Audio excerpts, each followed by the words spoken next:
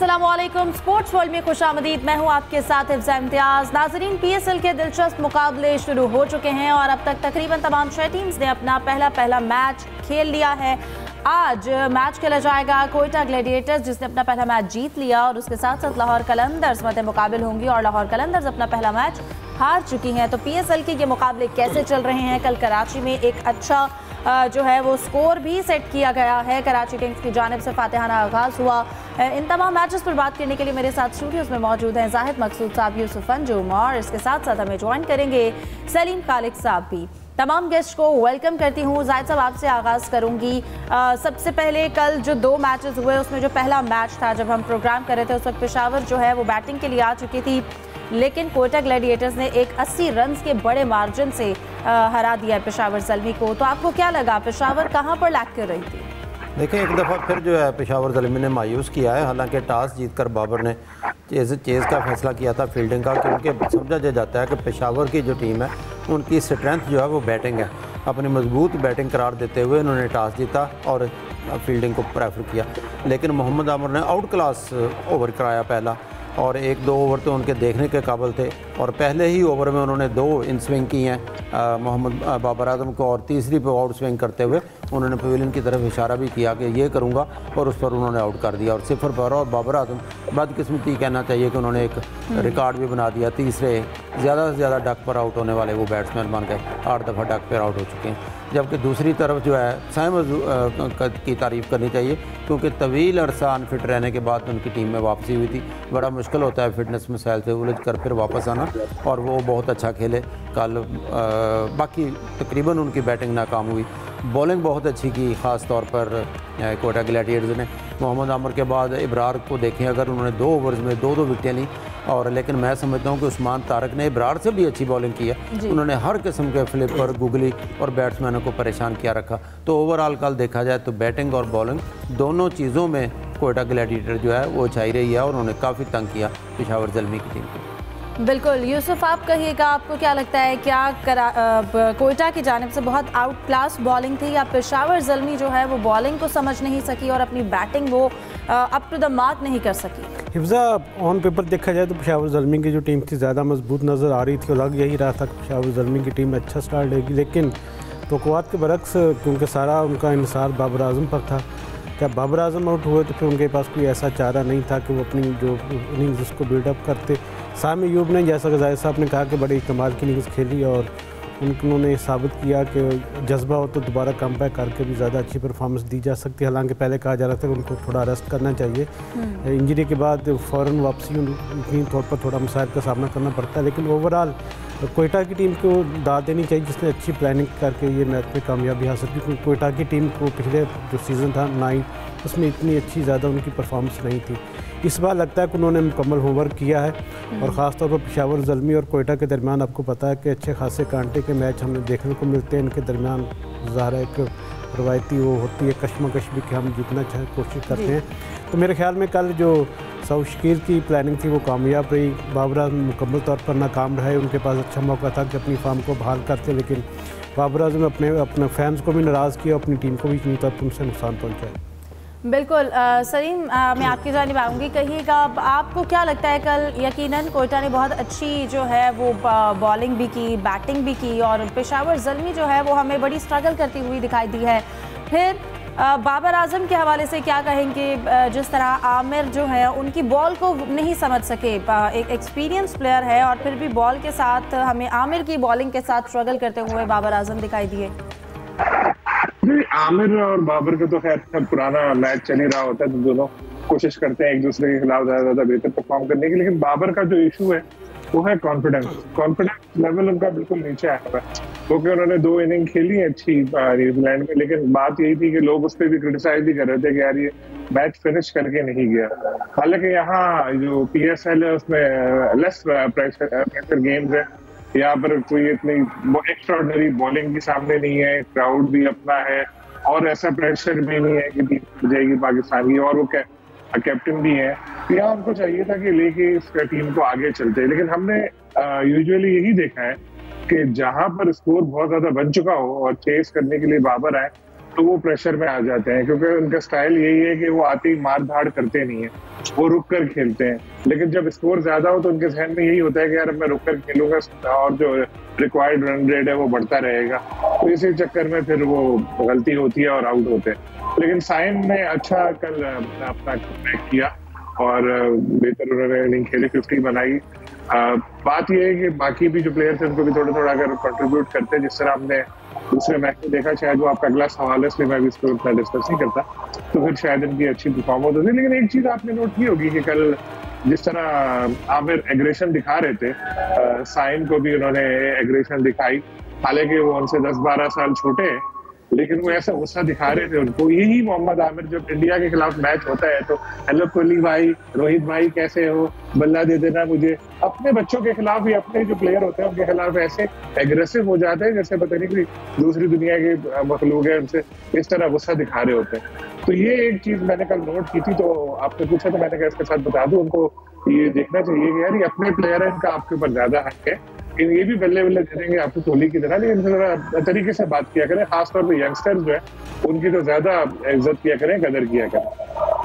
जाहिद साहब, आप क्या कहेंगे जिस तरह से कल माहौल गर्म हो गया, मोहम्मद आमिर, फिर बाबर और क्या साइम के जो बात कर रहे हैं, एग्रेशन दिखाया गया मोहम्मद आमिर की जानिब से, आपको क्या लगता है स्पेशली आपस में प्लेयर्स, जैसा कि सलीम साहब भी बात कर रहे थे, एग्रेशन दिखाना तो नहीं चाहिए? देखिए बता, ये बेसिकली सोशल मीडिया का सारा चक्कर है, और क्योंकि वो एक चैनल पे भी बैठते हैं, सोशल मीडिया पे भी बहुत एक्टिव हैं, अगर ऐसी हरकतें नहीं करेंगे तो सोशल मीडिया पे उनको कौन देखेगा, फॉलोअर कहाँ से आएंगे उनके, तो उसका हिस्सा होता है। लेकिन रिएक्शन दिखाना कोई बुरी बात भी नहीं है, क्योंकि माजी में भी अगर देखा जाए तो फास्ट बॉलर ऐसा ही करते हैं, आज उन्होंने किया तो हम डिस्कस भी कर रहे हैं। और लेकिन यहाँ मैं ये बताना चाहूँगा कि ज़ल्मी जो कल का मैच आ रही है, इसमें ओवन जो ब्रियांट 2 प्लेयर हैं ऑस्ट्रेलवी, वो दोनों जो है अपने मुल्क में जब बिग बैश खेलते हैं दोनों ओपनिंग करते हैं।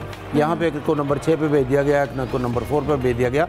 और फ्यूचर में अगर देखा जाए जैसी बाबर की फार्म लगी हुई है, परफॉर्मेंस दिखा रहे हैं बाबर, तो बाबर को ज़रा 1 डाउन आना पड़ेगा।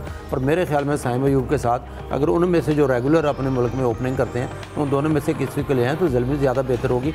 काफ़ी टाइम है उनके पास सोचने का, अभी पहला मैच खेला, लेकिन उनको अपने बैटिंग आर्डर जो है वो सेट करने पड़ेंगे। बॉलिंग ज़्यादा अच्छी नहीं है ज़ल्मी की।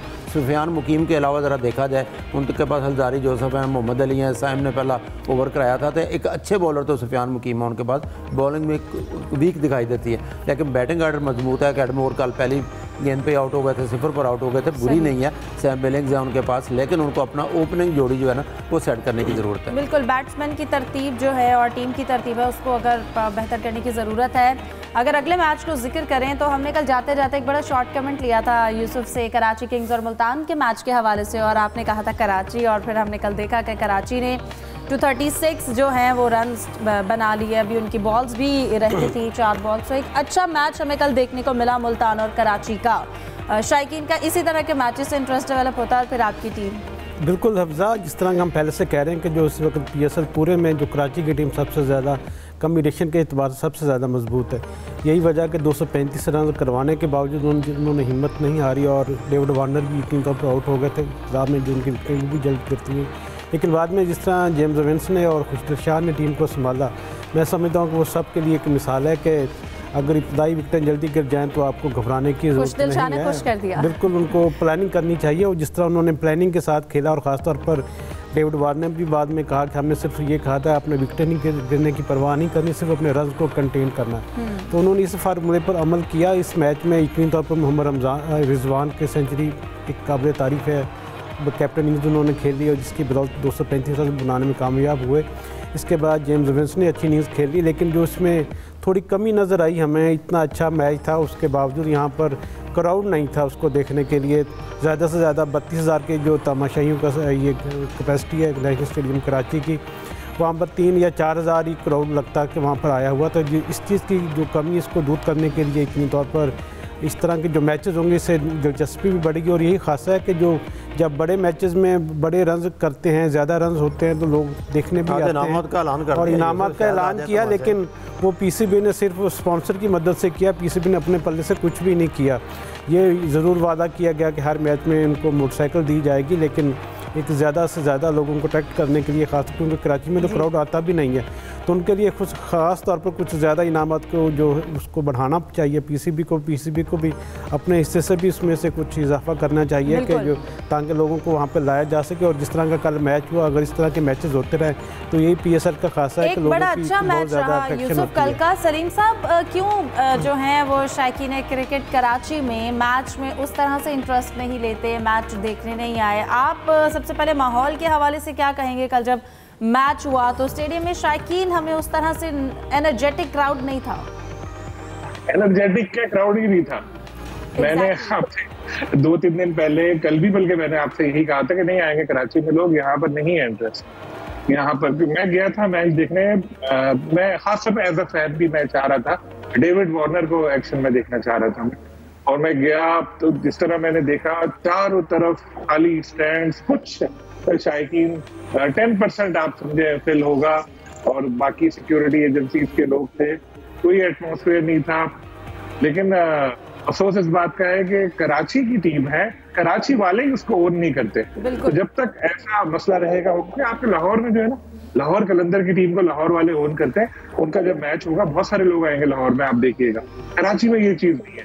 तो कराची किंग की इंतजामिया पर भी ये जिम्मेदारी आयद होती है कि वो फैन इंगेजमेंट बढ़ाए, लोगों को ये एहसास दिलाएं कि यार ये तुम्हारी कराची की टीम है, तो लोग मैच देखने शायद आए।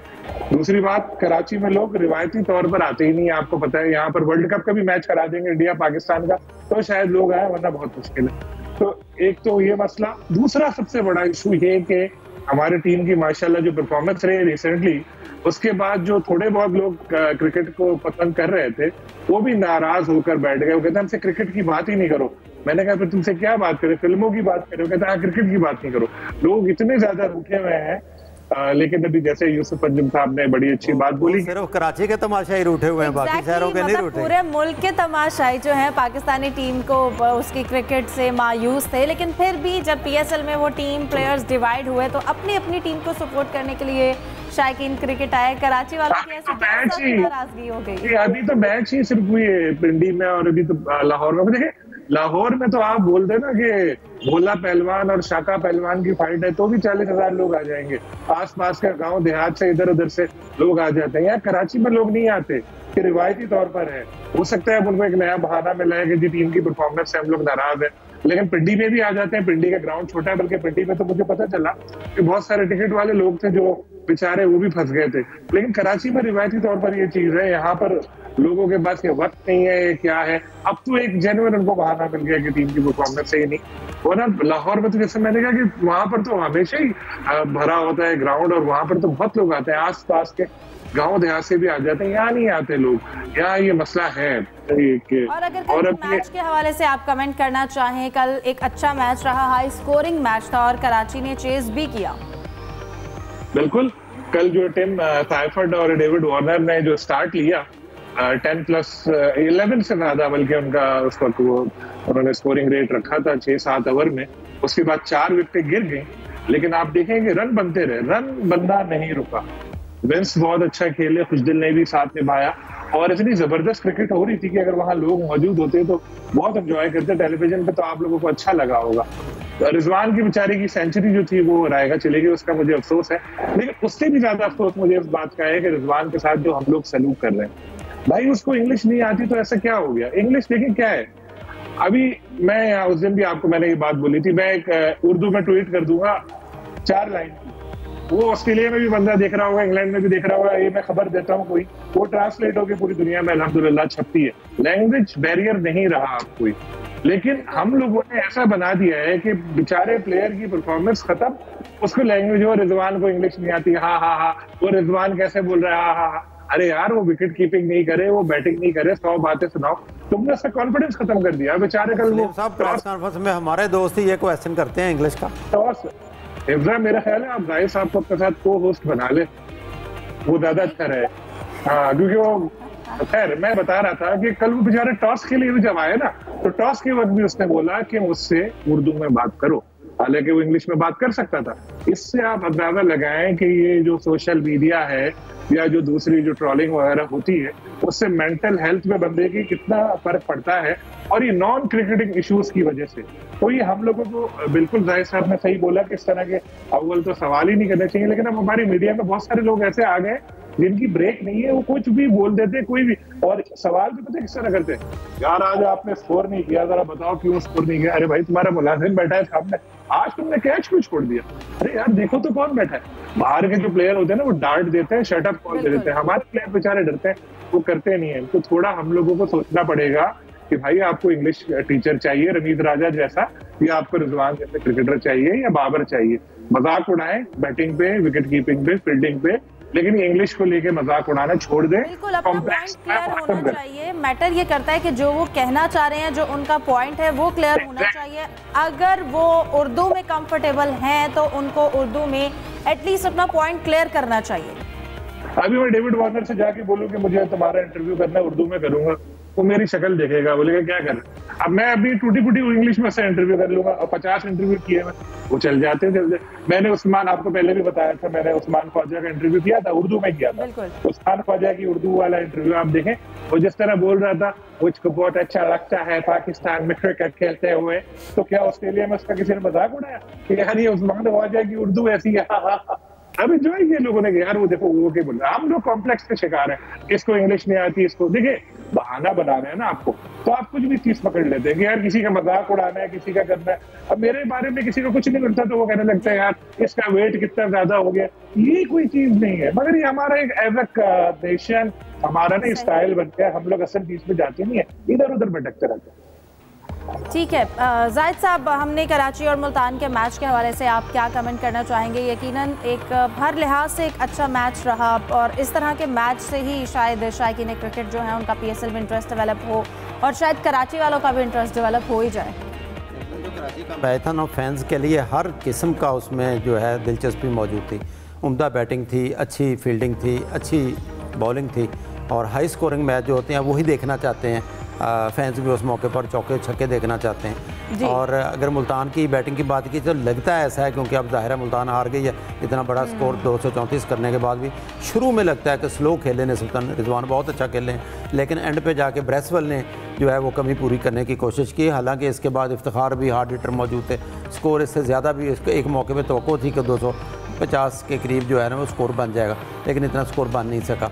फिर अगर मुल्तान बात की जाए कराची किंग्स की, तो 4 विकेटें तो उनकी जल्दी गिर गई। जो डेविड वार्नर कहते हैं वो बड़ा आसान होता है टीम जीतने के बाद। हमने ये कहा था कि इसको स्कोर रन रेट को नीचे नहीं आना चाहिए। ज़ाहिर है जो जीता हुआ जो कामयाब शख्स होता है उनकी हर चीज़ जो है वो सही होती है। जेम्स वेंस बहुत अच्छा खेले हैं, खुशदिल शाह बहुत अच्छा खेले हैं, लेकिन अगर ओवरऑल देखा जाए तो ये मुल्तान ने मुल्तान को हराया।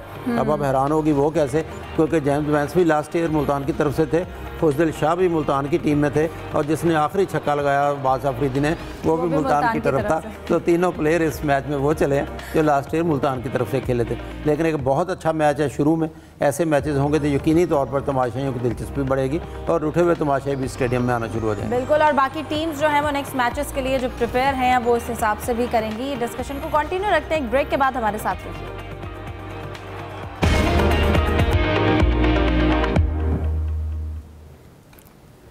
ब्रेक के बाद खुशामदीद कहेंगे, डिस्कशन को कंटिन्यू करते हैं। मैं जाहिद साहब आपकी जानिब आऊँगी। अब आज के मैच की अगर बात कर ली जाए, आज लाहौर कलंदर्स और कोयटा ग्लैडिएटर्स आमने सामने होंगे। क्या लगता है, लाहौर की टीम थोड़ी बिखरी बिखरी दिखाई दी है, आज का मुकाबला कैसा होगा?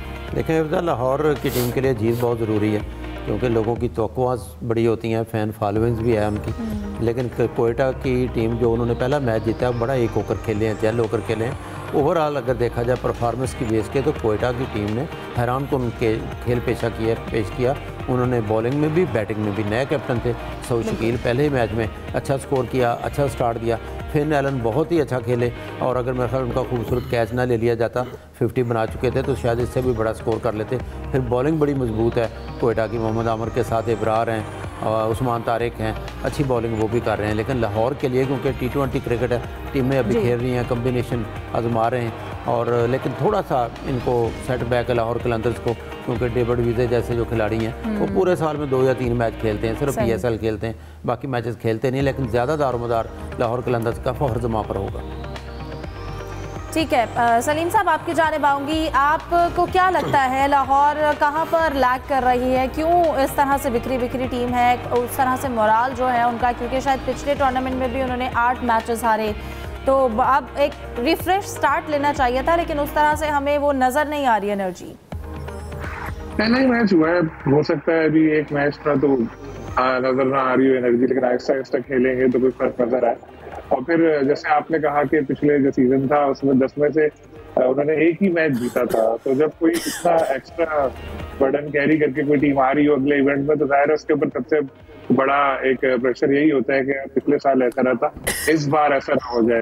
तो हो सकता है कि 1 आउट हो और आज के मैच में बेहतर रूप में नजर आए। खासतौर पे बॉलिंग की अगर हम बात करें, शाहीन के ऊपर प्रेशर बढ़ता जा रहा है, उनकी एक तो नेशनल टीम से भी वो बाहर हो गए थे, अब जबकि उनको ये मौका मिला है अपने आप को प्रूव करने का एज अ कैप्टन भी और एज अ प्लेयर भी, तो इनको यहाँ पर अपनी टीम को लेकर चलना पड़ेगा और प्लेयर्स को बताना पड़ेगा कि जी किस तरह खेलना है, आगे जाना है। अब्दुल्ला अच्छा खेले पिछले मैच में, हालांकि उनके बारे में ही मशहूर है रिवायती तौर पर कि स्लो खेलते हैं। इसी तरह कोयटा के कैप्टन सऊद, उनके साथ भी यही था, उनको भी यही था कि स्लो खेलते हैं, लेकिन उन्होंने भी अपने आप को बिल्कुल चेंज किया। देखिए PSL का बड़ा फायदा है, प्रेशर लेस क्रिकेट है यहाँ पर, और इतना जिस तरह आपने देखा बॉलर कंडीशन सब कुछ अपना है, लाइक है डोमेस्टिक इवेंट, जो कि डोमेस्टिक इवेंट ही है। तो यहाँ तो हर किसी के पास मौका है कि अच्छा परफॉर्म करे और हीरो बने, लेकिन सिर्फ एक मैच की परफॉर्मेंस की बुनियाद पर हम नहीं कह सकते कि यार फलां टीम ऐसी नजर आ रही है, फलां टीम बहुत अच्छी नजर आ रही है। कम से कम 2-3 मैच तो होंगे, उसके बाद पता लगेगा। लेकिन ऑन पेपर भी कोयटा की टीम तगड़ी लग रही थी और ग्राउंड में भी उसने बड़ा अच्छा पहले मैच में परफॉर्म किया, तो होपफुली आज भी एक अच्छा मैच देखने को मिलेगा। और अभी तक क्योंकि 2 ही सेंटर्स में मैचेस हुए हैं, कराची में तो मैंने कहा था लोग रूठे हुए हैं, लेकिन पिंडी के लोग जो हैं वो इतने रूठे हुए नहीं है, तो होपफुली आज भी आउटफुल। बिल्कुल, पिंडी के लोग कितना एंजॉय कर रहे हैं ये बात करने के लिए हमारे साथ मौजूद हैं जुल्फिकार बेग पिंडी से। जुल्फिकार, बताइएगा PSL के मैचेस जो हैं वो पिंडी में खेले जा रहे हैं, अच्छे मैचेस हो रहे हैं, शायकीन कितने खुश हैं? जी डेफिनेटली, बहुत बड़ी टीम हमारे ग्रुप भी मौजूद है, जिसमें सलीम खालिद साहब हैं, मिर्जा साहब हैं, बेग साहब हैं, मिर्जा इकबाल बेग, यूसुफ अंजुम, और एक बड़ी अच्छी रिनाउंड टीम है हमारे पास, जो न सिर्फ पाकिस्तान को बल्कि पूरी दुनिया के जो क्रिकेट है उनको बेहतरीन मालूमात देते हैं, न सिर्फ मालूमात देते हैं बल्कि तहरीर हवाले से भी जो भी इनकी राइटिंग होती है, जो तहरीरें होती है, वो भी हर जगह डिस्कस की जाती हैं। आज के जो मैच का जहाँ तक ताल्लुक है लाहौर कलंदर्स और कोटा के लिए, तो ये क्या है मैच है, और आतिफ राना जो ऑनर हैं उसके लाहौर कलंदर के मीडिया बॉक्स में प्रीवियस मैच में वो आए थे, तो काफ़ी पुरुमीद दिखाई दे रहे थे, वो काफ़ी वक़अप भी करते हैं शाहीन शाह को कि वो हमारे प्लेयर हैं, हम उनको सपोर्ट करेंगे। डेफिनेटली हार जीत खेल का हिस्सा होती है। और जहाँ तक क्राउड का ताल्लुक है तो पाकिस्तान क्रिकेट बोर्ड अब इस बारे में खासा गौर कर रहा है, उनका जो थिंक टैंक है, जो मैनेजमेंट है, कि पिंडी इस्लामाबाद में वर्ल्ड क्लास क्रिकेट ग्राउंड की अशद अभी ज़रूरत है। उसकी बड़ी वजह ये है कि आप अगर इसका एनालाइज करें चीज़ों को सीनियर्स की मौजूदगी में, मैं कहूँगा कि ज़्यादा मैक्सिमम क्राउड यहाँ पे आता है, क्योंकि पिंडी इस्लामाबाद एक ऐसी जगह पे ये लोकेटेड एरियाज़ है, यहाँ पे सराउंडिंग में 1 घंटे की ड्राइव पे जो स्पेक्टेटर्स हैं, जो शायकीन क्रिकेट हैं, वो मैच को देखने के लिए आते हैं। उनकी नज़र में कोई भी टीम हो, वो सब टीमों को सपोर्ट करते हैं, और ये बड़ी खुशाइन बात है कि एक वर्ल्ड क्लास अगर स्टेडियम बनता है तो डेफिनेटली क्रिकेट को सपोर्ट होगी, क्रिकेट आगे बढ़ेगा, क्रिकेट एनहांस होगा। जी, और दुनिया में जो पॉजिटिव इमेज है वो इन्हीं चीज़ों से ही जाता है कि दुनिया में। जुल्फिकार, अगर हम रावलपिंडी इस्लामाबाद के वेदर के हिसाब से बात करें, मैच में जब खिलाड़ी मैच के हवाले से अगर वेदर को देखा जाए, और उसके बाद शायकीन जब वहाँ पर आते हैं तो उनको जो सहूलियात दी जाती हैं उसके हवाले से मौसम कितना असरअंदाज होता है? डेफिनेटली ये दुनिया में कहीं भी जहाँ पे न्यूजीलैंड है या ऑस्ट्रेलिया के या इंग्लैंड के जो पहाड़ी इलाके होते हैं, वहाँ पे क्लाइमेट इंटायरली डिफरेंट होता है आम शहरों से। तो डेफिनेटली वहाँ पे बारिशें, जैसे कि अमूमन ये कहा भी जाता है जब ज़्यादा बारिशें होती है तो ज़्यादा पानी आता है, तो जब बड़ा ग्राउंड होगा, फैसिलिटीज़ ज़्यादा होंगी, कवर्ड ग्राउंड आ जाएंगे, फ्यूचर की जो टेक्नोलॉजीज आ रही है क्रिकेट के अंदर उसको भी हमने अडॉप्ट करना है। तो उस हिसाब से अगर देखा जाए तो वेदर इफेक्ट करता है डेफिनेटली। अभी world cup, FIFA world cup में उन्होंने इंडोर स्टेडियम बना लिए, यानी कि आप बारिश का अमल दरामद तो डेफिनेटली बारिश एक एलिमेंट है, लेकिन जहाँ तक क्रिकेट का है। लेकिन जुल्फिकार, वेदर है कैसा, किस हद तक गर्मी है? 1-2 दिन पहले बारिश भी हुई है, लेकिन अब इस वक्त करंट वेदर कैसा है? अभी वेदर बिल्कुल ट्रॉपिकल है, बहुत अच्छा वेदर है, मतलब प्लेजेंट वेदर है, यानी कि अट्रैक्टिंग वेदर होगा। लेकिन शायकीन जब मैच देखने आएंगे तो एंजॉय भी करेंगे, अभी मौसम जो है वो अच्छा है वहाँ पर। ठीक है, जुल्फ़िकार बेग हमारे साथ मौजूद थे, बहुत शुक्रिया जुल्फ़िकार आपका। अब हम PSL को डिस्कस कर रहे हैं, लेकिन इसके साथ साथ यूसुफ मैं आपकी जानिब आना चाहूँगी। जो ICC women world cup qualifier है उनके मैचेस भी लाहौर में खेले जा रहे हैं, अभी भी एक मैच जारी है, इस हवाले से आप क्या बताएंगे? हिफ्जा, बड़ा अच्छी बात है कि पाकिस्तान की टीम ने यहाँ पर प्रैक्टिस की है, 3-4 घंटे उन्होंने यहाँ पर अपनी ट्रेनिंग की, क्योंकि कल उनका बड़ा मैच है वेस्ट इंडीज़ के साथ।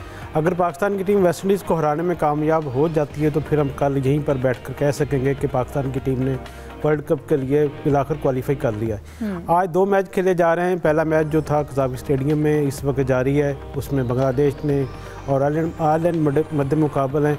आयरलैंड की टीम ने खिलाफ तवक्को 235 रन स्कोर बोर्ड पे से लगा दिए। अब देखते हैं कि बांग्लादेश की टीम जो खासी मजबूत है वो उस रन को कितना चेज़ करने में कामयाब होती है। जबकि दूसरा मुकाबला LCCA ग्राउंड में था स्कॉटलैंड और थाईलैंड के दरमियान, जिसमें स्कॉटलैंड की टीम ने हस्ब तवक्को शानदार परफॉर्मेंस देते हुए 207 रन पहले किया। जवाब में जो थाईलैंड की टीम थी वो 148 रन बनाकर आउट हो गई। इस वक्त अगर पॉइंट्स टेबल की बात करें तो पाकिस्तान फ़िलहाल नंबर 1 पर है, लेकिन उसके बाद स्कॉटलैंड है, उसके बाद वेस्ट इंडीज़ की टीम का है। और कल के मैच में अगर पाकिस्तान की टीम को हराना यकीनी तौर पर वेस्ट इंडीज़ के लिए भी मुश्किल होगा और पाकिस्तान की टीम का मोराल भी यकीनी तौर पर बुलंद है। अब देखते हैं कि पाकिस्तान की टीम क्या मेंस टीम की तरह क्वालिफाई करने में कामयाब होती है, दोबारा उसे उनको स्ट्रगल करना पड़ेगा। ठीक है, अब जाहिद साहब मैं आपसे जानना चाहूँगी, हम अगर ओवरऑल PSL के बैटिंग की बात करें तो हम देखते हैं कि पिछले सीजन्स में भी जब एंड पे अगर हम टॉप बैटर्स की बात करते हैं तो उसमें हमेशा इंटरनेशनल प्लेयर्स होते हैं, उस तरह से पाकिस्तानी प्लेयर्स जो हैं वो हमें टॉप पे नज़र नहीं आते हैं। तो जैसे हम PSL से टैलेंट चाह रहे हैं बैटिंग का, क्योंकि बॉलिंग में फिर भी हमारे पास टैलेंट है, लेकिन बैटर्स उस तरह से सामने नहीं आ रहे हैं, इसकी क्या वजह है? सर देखें, PSL में इस वक्त क्योंकि IPL भी जारी है, टॉप के ये मानना पड़ेगा कि दुनिया के प्लेयर जो हैं वो इंडिया में मौजूद हैं, IPL खेल रहे हैं। और फिर जितने प्लेयर हमारे पास मौजूद हैं, हमारे खिलाड़ियों के लिए ख़ास तौर पर जो डोमेस्टिक के नौजवान हैं उनके लिए एक बेहतरीन मौका होता है अपने सीनियर प्लेयर्स से कुछ ना कुछ सीखने का। अब अगर यहाँ टॉप के प्लेयर्स की अगर बात की जाए तो सऊद शकील अच्छा खेल गए, इसी तरह से मोहम्मद रिजवान ने कल सेंचुरी की है और हम तवक्को करते हैं अगले मैचों में बाबर या जितने भी सीनियर खिलाड़ी हैं जैसे आउट ऑफ फॉर्म दिखाई देते हैं, शाहीन अफरीदी, फ़खर जमां बाहर बैठे थे, फिटनेस मसाइल से 2-4 थे, यकीनी तौर पर अगले मैचों में ये भी अच्छा स्कोर करेंगे और ये बेहतरीन मौका होगा ख़ास तौर पर हमारे नौजवान खिलाड़ियों के लिए, क्योंकि साथ रहने से उनकी गाइडेंस लेने से भी सीखने के मराहल जो है वो बेहतर होते हैं। चलें शॉर्ट कमेंट लेते हैं। अब आपको क्या लगता है, लाहौर और कोयटा का मैच होने जा रहा है तो आप किस टीम को देख रहे हैं? देखिए, पहले मैच की परफॉर्मेंस देखते हुए क्योंकि 1 होकर खेली है कोयटा ग्लैडिएटर, तो इस मैच में तो मुझे लगता है कोयटा ग्लैडिएटर। यूसुफ? कोयटा। सलीम खालिक साहब आप क्या कहेंगे? लाहौर कलंदर्स और कराची वाले लाहौर को सपोर्ट कर रहे हैं, बड़ी अच्छी बात है। लाहौर के यकीनन फ़ैन फॉलोइंग भी अच्छी है, तो हमारी भी दुआ यही है एज अ लाहौरी कि जो लाहौर कलंदर्स हैं वो जीतें, कम बैक करें इवेंट में। प्रोग्राम का वक्त ख़त्म हुआ जाता है। तमाम मेहमानों का शुक्रिया, अल्लाह हाफ़िज़।